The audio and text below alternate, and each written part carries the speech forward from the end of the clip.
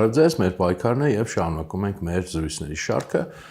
Անցյալ անգամ մենք բավականին երկար, սովորականից երկար նույնիսկ խոսեցինք առաջին Արցախյան պատերազմի մասին։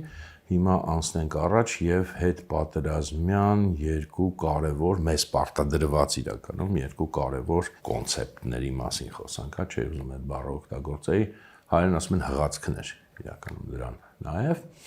մեկը ուրեմն լուծում, Ղարաբաղյան հարցի լուծում եւ մյուսը կարգավորում, Ղարաբաղյան հարցի կարգավորում։ Շատ մոտիկ, գրեթե նույնանման մեր ընկալման մեջ, գրեթե հոմանիշ դրանք հասկացություններ են, բայց ես դրանք կառանձնացնեի, որտեղ կարևոր նրբերանգներ կան, կամ համենայնդեպս կարևոր, այսպես ասենք, երկու կարևոր խոսակցություն կա, որից մեկը պայմանականորեն կկոչենք լուծման մասին խոսակցություն, մյուսը կարգավորման մասին, պայմանականորեն ինչ որտեղ կտարանջատենք այդ երկու հասկացությունները, բայց շատ կարևոր է դրանք հասկանալ, սկսենք լուծումից։ Կարևոր է հասկանալ, որովհետև գիտեք, ամբողջ այս մեր այսպես կոչված երրորդ հանրապետության պատմությունը, սկսած 94 թվականից, բայց իրականում նաև ավելի վաղ, դեռ պատերազմի ընթացքում էլ, բայց հատկապես առաջին պատերազմի ավարտից հետո սրանց շուրջ է կայացել, ամբողջ ընթացքում մեր վերնախավերը անընդհատ ներշնչել են եւ ոչ միայն մեր վերնախավերը, ընդհանրապես նաեւ միջազգային այսպես կոչված հանրությունը կամ միջազգային վերնախավերը, որ ինչ որ մի լուծում պետք է ստանա այդ Ղարաբաղյան հարցը եւ ինչ որ մի կարգավորում եւ անդադ սա է եղել, անդադ առանցքում այդ մեր ամբողջ պատմության այս վերջին արդեն 26 եւ ավելին տարիների սա է եղել։ Միանգամից ասեմ, որ այստեղ մենք մտնում ենք իրականում քաղաքական միֆոլոգիայի դաշտ, քաղաքական առասպելաբանության դաշտ,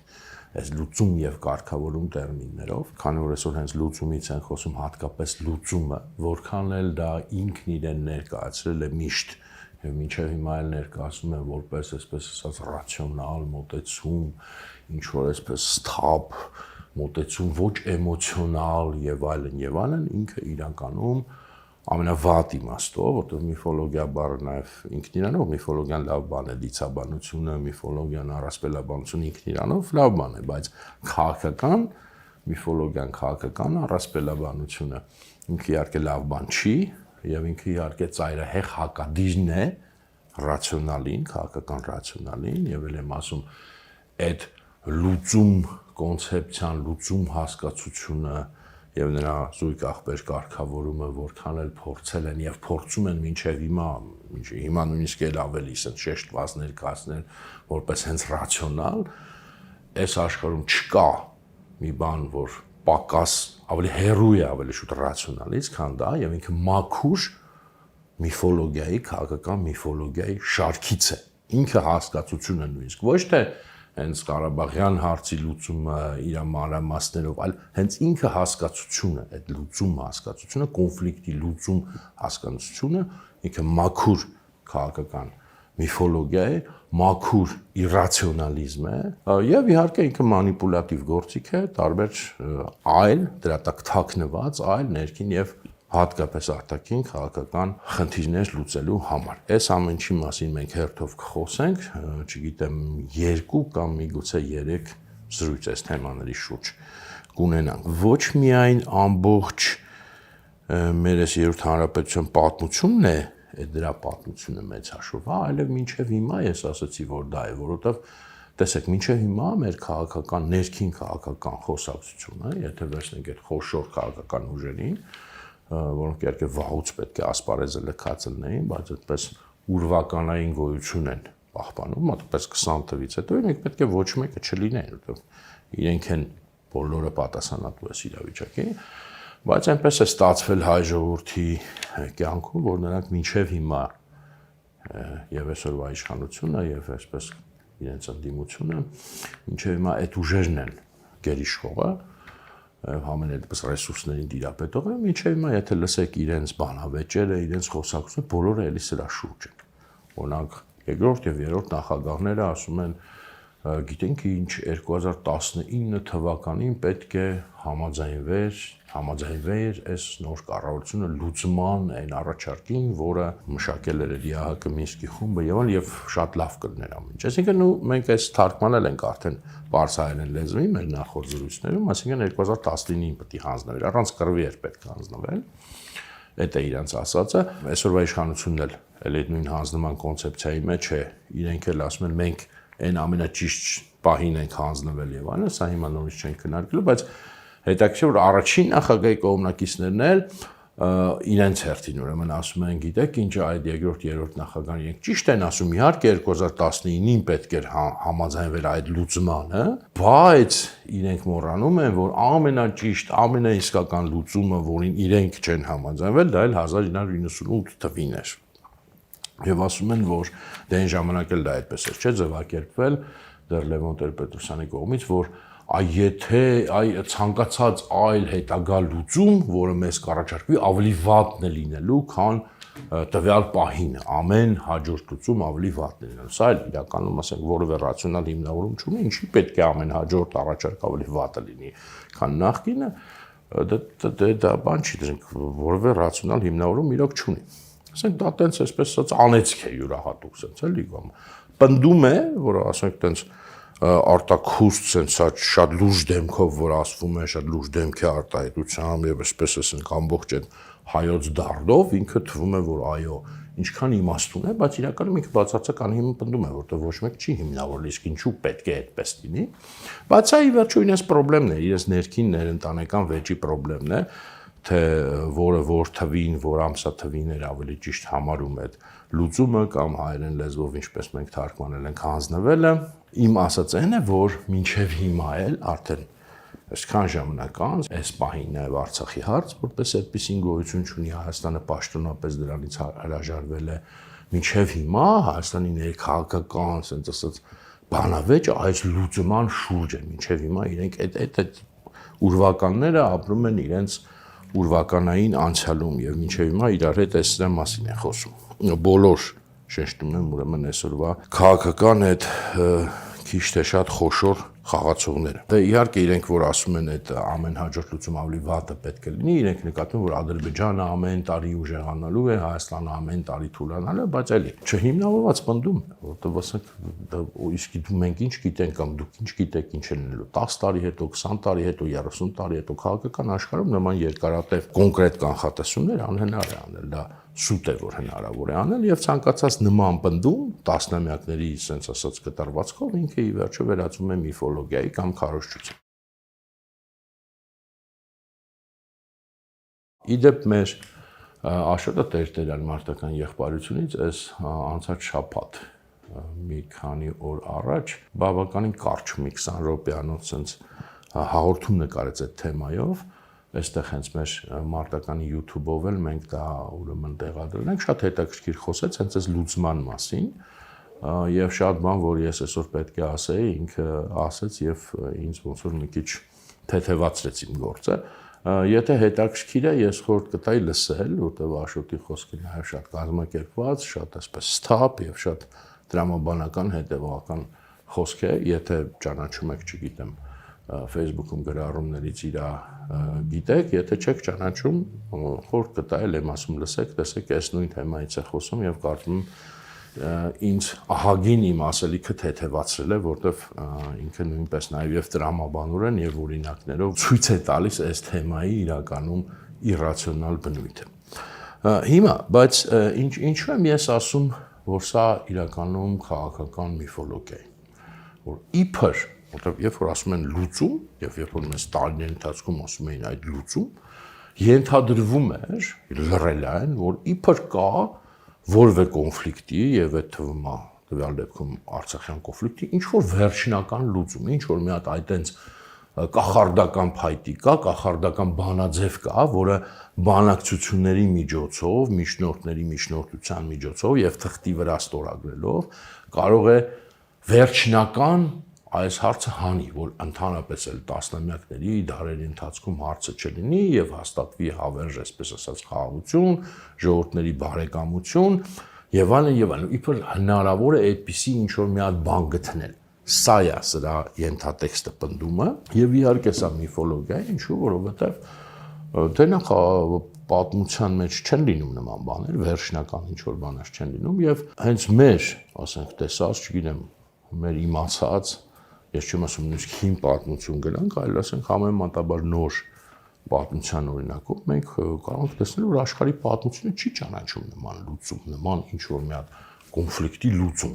որ այդ ճանապարհով, այսինքն տենց ինչ-որ բանակցելով, ինչ-որ թղթի վրա sense տարիներով ինչ-որ բանի շուրջ բանակցելով, հետո թղթի վրա դա ամրագրելով, ստանան որևէ կոնֆլիկտի լուծում։ Միգուցե ես սխալվում եմ, միգուցե կան ինչ-որ օրինակներ, որ ինձանից ավելի խելոք մարդիկ կբերեն, ասեն չէ, այս մեկը այդպես լուծվել է։ Միգուցե կան նույնիսկ բացառություններ, բայց ես որքան փորձում եմ հիշել, նախ չեմ կարողանում մտաբերել եւ նույնիսկ եթե կան այդ ինչ-որ բացառությունները, ինչ-որ որպես բացառության օրինակ է բերվում, դրան կանրադառնամ վերջում, եթե հասցնեմ, մեծ մասը ճնշող մեծամասնությունը այդպիսի հարցերի, որոնք պետք է իբր լուծում ստանան, չեն ստանում եւ չեն ստացել, եւ վստահ եմ չեն ստանալու որևէ լուծում, այդ ձևի պատկերացրած լուծում, այսինքն բանակցություններ, միջնորդություն, թղթի վրա ստորագրում, ինչ որ կախարդական բանաձևի գյուտ։ Օրինակ, գիտեք բոլորդ ասենք, խոսում են, չէ, Պաղեստինյան հարցի լուծում։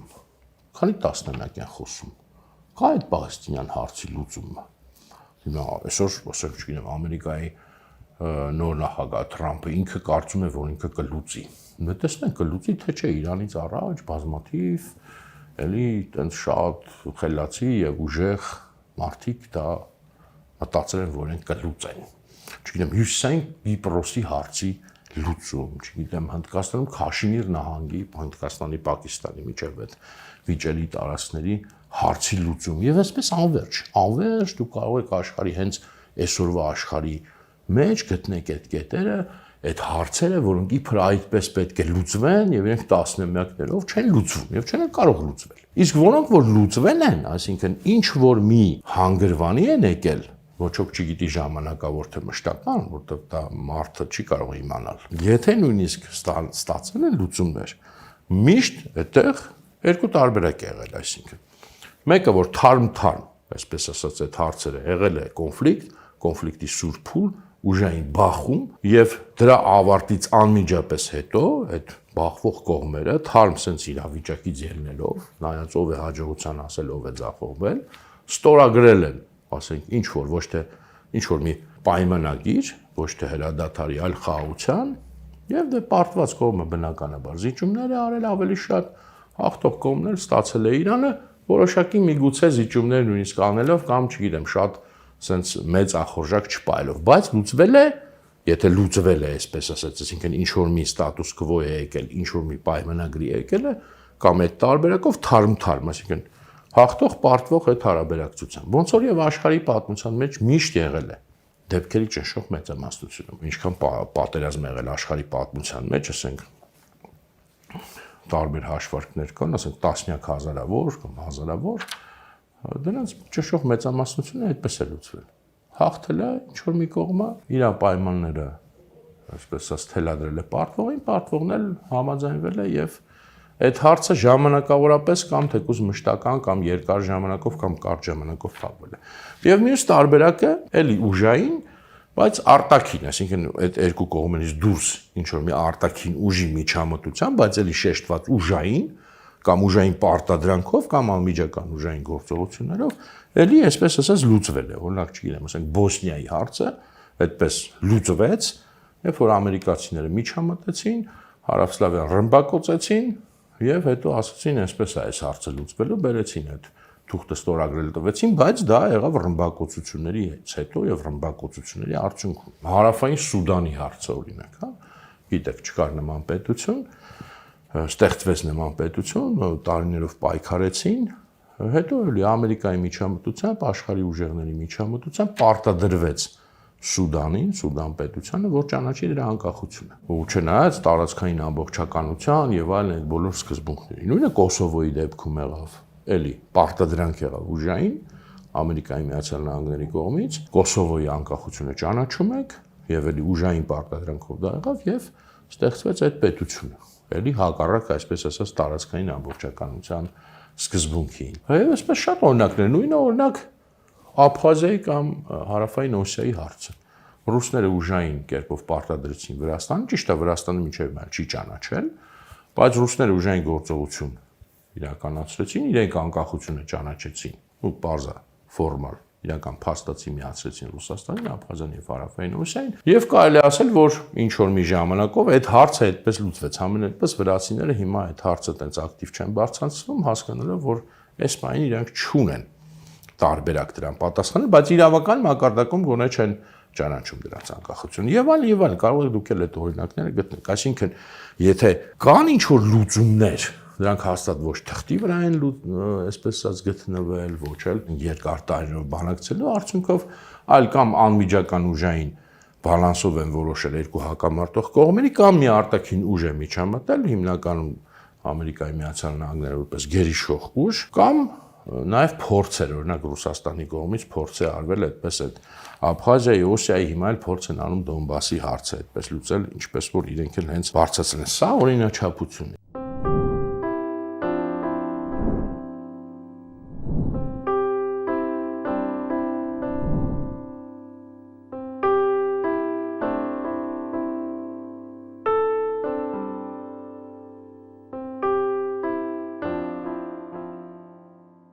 Հիմա էլ եմ ասում, չեմ ուզում խորանամ ամբողջ համաշխարհային պատմության մեջ, բայց ամբողջ համաշխարհային պատմության մեջ լուծում կոչված է,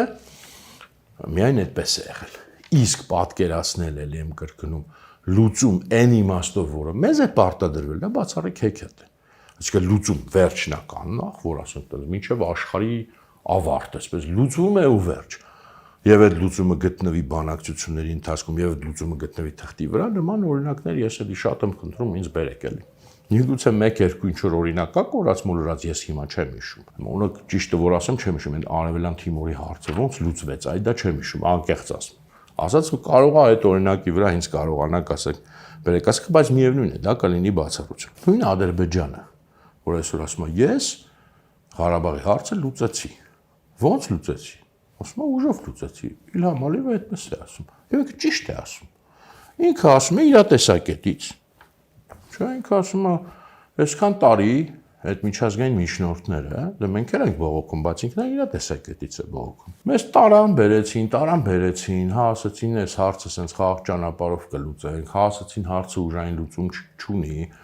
բայց իրականում ասում է իրենք այդ հողերը ուզում էին, որ ես հաշտվեի, որ այդ հողերը հայերին պետք է տամ։ Ինքը այդպես է ընկալում եւ այդպես է ասում։ Բայց ես ասում եմ դրա հետ չէի պատրաստվում համակերպվել։ Եվ ի վերջո ասում եմ մենք այդ հարցը լուծեցինք ուժով։ Ինքը քանի անգամ շեշտել է ասում է չկա ուժային լուծում, ես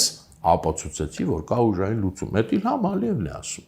Ես ինչ եմ սա շեշտում, որովհետեւ գիտեմ, որ հայ ժողովրդին չեն պատմում նման բաներ, չեն ասում ինքը ինչ է ասում։ Որովհետեւ հայ քաղաքական գործիչները ներշնչել են հայ ժողովրդին, որ նման բաներ չի կարելի ասել միջազգային հանրությունը քեզ չգիտեմ ինչ կանի, ոչ իմամ չի անի։ Մարդը պարզ ասում է ճշմարտությունը։ Եվ այսինքն ինքը իր տեսակետից այսօր Ղարաբաղի հարցը լուծել է ուժով, այլ ոչ թե բանակցություններով կամ չգիտեմ ինչով, եւ բնականաբար աշխարհում ոչ մեկ էլ իրան բան չի ասում, չնայած որ ասում է ինչ կա ուժային լուծում, հենց միջազգային հանրություններ չի ասում։ Եվ այսօր նույն Հայաստանի քաղաքական խոշոր ուժերի մեծ մասը եւ իշխող եւ ընդդիմադիր ընդունում են ըստ էության այդ լուծումը։ Այսօր ոչ ոք չի ասում մենք Ղարաբաղի հարցը նորից պետք է բարձրացնենք, այնպես ինչպես բարձրացրել։ Նույնիսկ եթե ասում են հայերի անվտանգ վերադարձ Արցախ եւ այլն, դա պարզ է, չէ՞ դա ինչ է նշանակում, ոչ մի բան։ Ասենք բոլորն է հասկանում, որ նման բան չի կարող լինել, բայց ոչ ոք չի ասում այլևս խոշոր քաղաքական ուժերից, որ մենք Լեռնային Ղարաբաղի ժողովրդի ինքնորոշման հարցը ենք բարձրացնում։ Բոլորս երթվում էինք դրա անունով, բա ինչ եղավ, այդ ոնց դες մի րոպե մոռացանք։ Չէ, բոլորը ասում են դա էս է իրականություն։ Իրենք էլ են ընդունում Իլհամ Ալիևի տված լուծումը։ Եվ իրենք էլ շատ լավ հասկանում են, որ նման հարցերի լուծումները լինում են ուժային բալանսով։ Ուժային է, ես իդեպ էլի շեշտեմ։ Միշտ չի եւ պարտադիր չի նշանակում ռազմական, բայց բնականաբար ռազմականն էլ դրա մեջ մեծ տեղ է զբաղեցնում։ Իհարկե, այստեղ հա նաեւ ասում են, բա որովհետեւ Ադրբեջանի կողմից միջազգային իրավունքներ է, տարածքային ամբողջականություն։ Դե հա, ես միջազգային իրավունքը իդեպ չեմ թերագնահատում, կարող է տպավորություն, այդպիսի տպավորություն ստեղծի, որ թերագնահատում։ Ես չեմ թերագնահատում։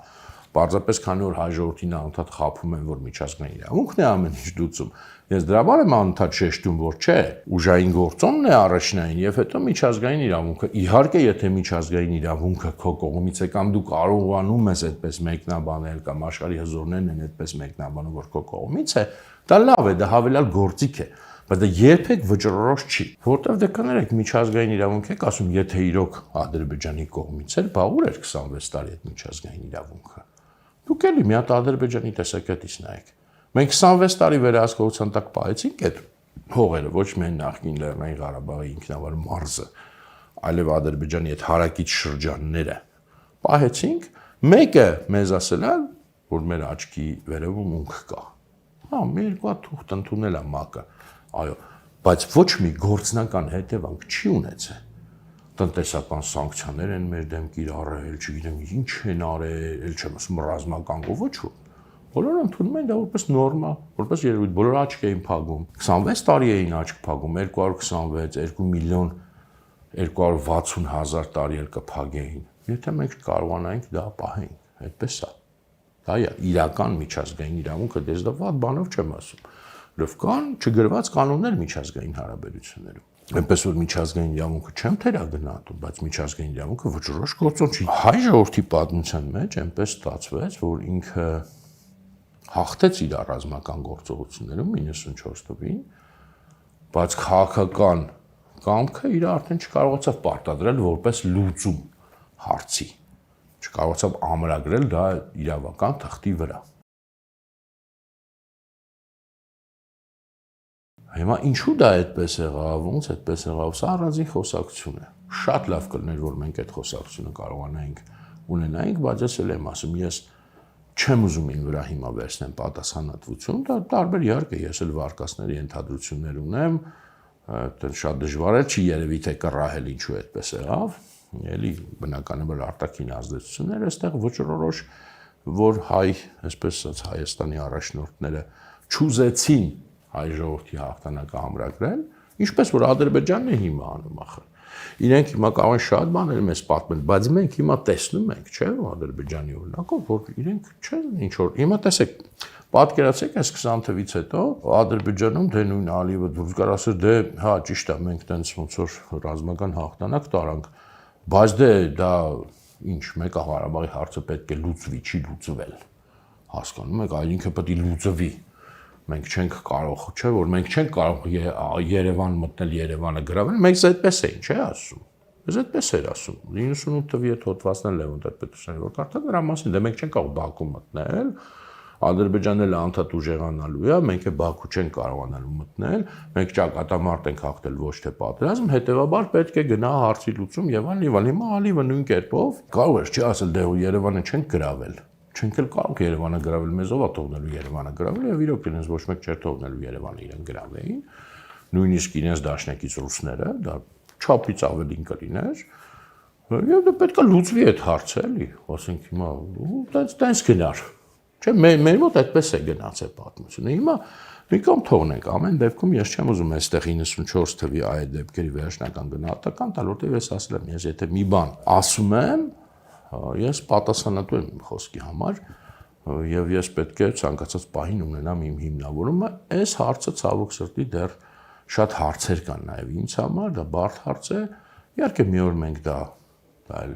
վերջնական կհասկանանք, իհարկե բոլորս ունենք բավականին համոզիչ վարկածներ, բայց ինչևէ, փաստն եմ ուզում արձանագրել, որ ինչ-ինչ պատճառներով հայ ժողովուրդը 94 թվականին ռազմի դաշտին հաղթելով չունեցավ այդ իրա իսկական լուծում է, ինչ որ պետք է լիներ լուծում հայերիս համար։ Այսինքն հաղթեցինք, լուծվեց հարցը, որտեղ էլ եմ ասում ճշող մեծամասնությունը հարցնի հենց այդպես է լուծվել։ Չունեցավ դրա համար էլ եղավ 20 թվականի պատերազմը։ 20 թվականի պատերազմը նույնպես շանսեր այդ հարցը լուծելու, այնպես ինչպես հարցերը լուծվում են։ Այսինքն կռվում ես, դիմադրում ես, ցավոք սրտի եւս մի պատերազմ, որտեղ առաջին պատերազմը մենք չտարանք մինչեւ քաղաքական ամրագրում հաղթանակի եւ իրավական, ուրեմն եղավ հենց դրա պատճառով էլ եղավ երկրորդ պատերազմը։ Եղավ երկրորդ պատերազմը եւ այդ երկրորդ պատերազմը նույն տրամաբանությամբ գնաց։ Այսինքն հարցը ոչ թե ինչ որ միֆական լուծումն էր, միֆական абստրակտ, այլ շատ կոնկրետ, որով չի նույն մի հատ լուծում։ Լուծում կարող է լինել հարցի կամ այսպես ասած այս կողմի համար կամ այն կողմի համար։ Հիմա ադրբեջանցիները իրենց լուծումը ունեն։ Մենք կարող ենք ունենալ հայկական լուծումներ երկրորդ շանսներ 2020 թվականին, եթե մենք դիմադրությունից չհրաժարվենք, պայքարենք ինչքան որ պետք է պայքարել, անպայման կգտնենք արտաքին դաշնակիցներ եւ կստանանք նույն միջազգային իրավունքի տեսակետից նաեւ լուծումներ։ Սրա մասին խոսել ենք ես։ Հիմա էլ վստահ եմ, որ իհարկե դիմադրության շարունակության դեպքում կգտնվեին արտաքին ուժեր, կգտնվեին պետություններ, որոնք ասեն լավ, դե ժողովուրդը ոնց որ կռվում է, մենք էլ այստեղ ինչ որ մեր շահերը ունենք, եկեք հələ ճանաչենք այս Արցախի անկախությունը կամ ճանաչենք Արցախը Ադրբեջանից դուրս, դա անպայման լինելու է, բայց դրա համար պետք է դիմադրել, ինչպես եւ մյուս ժողովուրդների դեպքում է եղել։ Ու երևի վերջ այսօր ժողովուրդ ջան, այսօր անցյալ անգամ սովորականից ավելի երկար խոսացի, կարծեմ մի ժամից ավելի, այս անգամ հակառակը սովորականից ավելի կարճ խոսացի, մեկը մյուսին կփոխհատուցի, բայց իրականում այսպես է, ես ուզում էի շարունակեի, բայց հասկացա, որ այն ինչ որ պետք է շարունակեի, ավելի ճիշտ կլինի հաջորդ անգամվա ուրեմն խոսելիքի կոնտեքստի մեջ տեղավորեմ, այդպես ինքը ավելի հասկանալի կլինի, ուրեմն հաջորդ անգամ էլի մի քիչ այս լուծումից կխոսանք, էլի տենց են օրինակներ, որ բերում են Գերմանիա, Ֆրանսիա եւ այլն, այդ դրանցից մի քիչ կխոսանք եւ ընդհանրապես կհասկանանք կոնցեպտուալ հիմքը էս լուծում, վերջնական լուծումի, հա, որտեղ դա կոնցեպտուալ հիմք ունի 90-ական թվերի այդ պատկերացումների մեջ պատմության ավարտի մասին եւ Եվրոպայի օրինակն եմ բերում, սրա մասին ինչու եմ ուզում առանձին խոսամ, այլ ոչ թե այս վերջի մի 10 րոպեի մեջ տեղանալ, որտեղ սա մինչեւ հիմա էլի աշխատացնում են, չէ՞, ասում են, այ հիմա Հայաստանի եւ Ադրբեջանի միջեւ խաղաղություն հաստատվեց ինչպես որ եվրոպական երկրների միջև է հաստատվել։ Այս մի հատ պետք է հասկանանք, սա այլ մանրամասն պետք է փորձենք հասկանալ, հետո արդեն այն մի ուրիշ հաղորդման, այն ոչ թե հաջորդի, այլ հաջորդի մեջ կխոսենք նաև այդ կարգավորում հասկացությունից եւ հետո կանցնենք առաջ կամ կհասնենք արդեն մեր այս զրույցների ֆինիշին։ Այսօր այսքանը, շնորհակալություն, կհանդիպենք։